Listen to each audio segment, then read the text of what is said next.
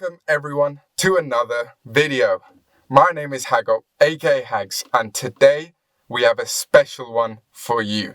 If you haven't read the title already, I'll be showing you and discussing the new property investment I have just purchased.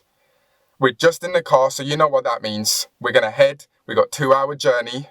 We're gonna go collect the keys first, and then from there, we'll go to the project, and then we'll discuss how exactly I managed to secure this deal £100,000 below market value. And from there, we'll get straight into it.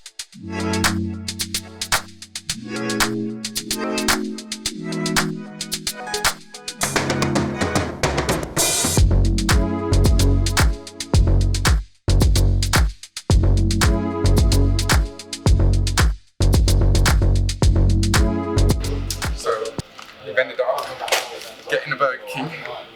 And tell me why this was all £30. I got a burger, a couple of sides, a couple of drinks. This is not all for me, by the way, but £30 for all this. Talk about inflation, eh? But as I've said previously, we're about half an hour away. Need to go collect the keys first before they shut. And from there, like I said, we'll have a good little chat. Let's get back on the drive. Look what I've just collected. The new keys. Let me get inside before a car hits me. So, just sat down with the agent, spoke to him for a little bit, and the idea is to most likely go back to the agent and resell this property with him. We had a good sit down. He's given me some advice on what he thinks it will resell for, because hopefully this project will be done in about 3 or 4 months. But we'll have a good chat once we're at the house. We're going to have a good look at it. And of course, stay tuned also for the next video where we'll do a full tour of it and discuss what we're actually going to do to the property. So let's head to the properties now. We're not far away. We're about two or so minutes away. And let's go and have a look. So here we are. We're at the property. Let's head back. Slightly loud where this property is located. Amazing location. Have a look at it first of all. I mean, it's in one piece, just about. It's standing, but you can see that there's so much potential in this house.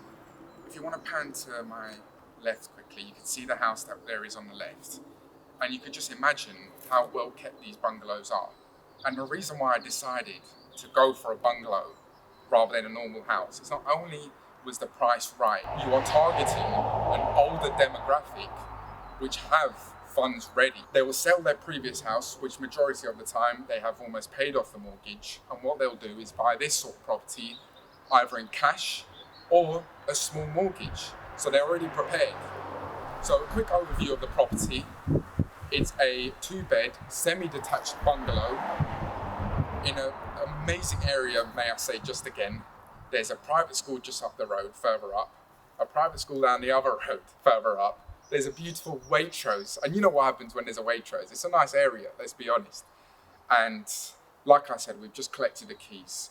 We're gonna have a full tour around the property in the next video. Where it all began was me scrolling through Rightmove, having a good browse, seeing what there is as usual, and I came across this. This was the first photo on the listing, and I said, I want it. I don't know what went through my mind. There's that instinct you get as a property investor about why you want a property.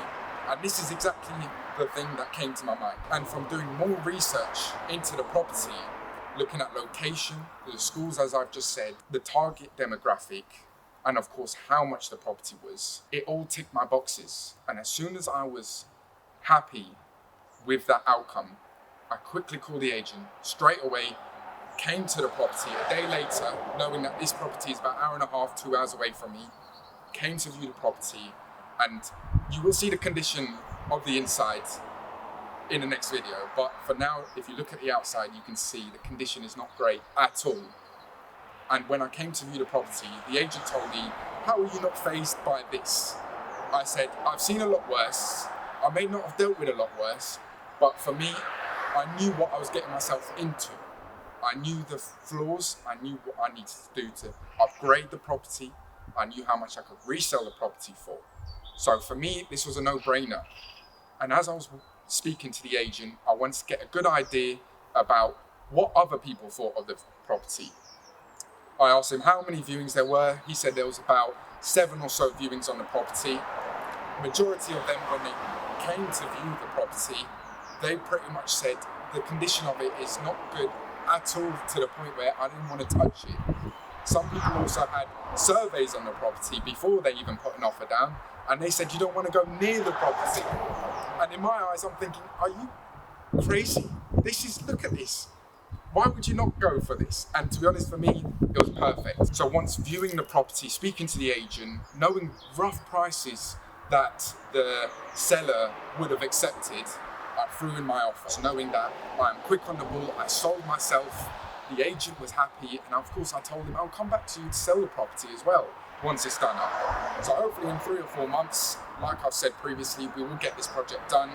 We're gonna have a full tour around the property explaining everything that I'll be doing to it. I mean, once you see the inside of the property, I mean, heating, electrics, some structure issues. If you can, just there, zoom in if you could, have a little look. We've got some brickworks that needs relaying. That will all be brought down, and also we'll relay that, new double glazing throughout. I actually brought my builder to the property after I put my offer in, just to get that comfort of knowing how much exactly I'll be spending on this property. I knew roughly, because you never know exactly until your builder comes, sees everything, writes everything down and gives you a quote. So I knew roughly. He was charging me slightly above what I thought, which is perfectly fine, because at the end of the day, you always need to have that extra comfort in how much the refurb will cost. So when he came round, we looked through the whole property, he gave me a quote for everything, and from there, I was absolutely happy. This property was sold as a standard sale. There was no auction, no private sale. This was just a normal sale. I was very surprised that this property didn't go to auction, just knowing the condition of it. It gave me time to see where the market was moving. As I put this offer in possibly about a month or so ago, I was able to see what's happening with interest rates, properties around the area, and of course it gave me a great idea of what else is being sold in the area and for how much. As you know, we put an offer in just over a month ago, we're doing paperwork, etc. And now comes 2 weeks or so ago, and I'm looking at the property market, I'm seeing what other bungalows in the area are selling for, and some things were staying on the market. They weren't selling for the price I was assuming they would sell for. So I went back to the agent, I told him, what's going on? Why are these properties not selling?